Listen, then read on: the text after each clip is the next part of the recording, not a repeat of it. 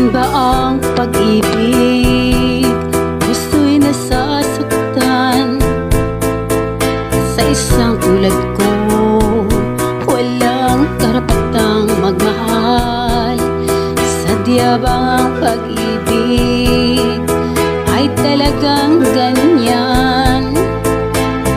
Kapag nagmahal, walang makahadlang.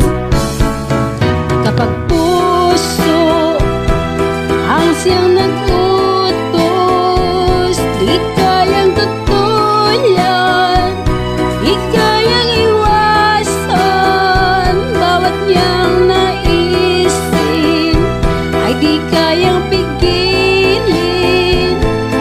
Utos ng puso ang susundin.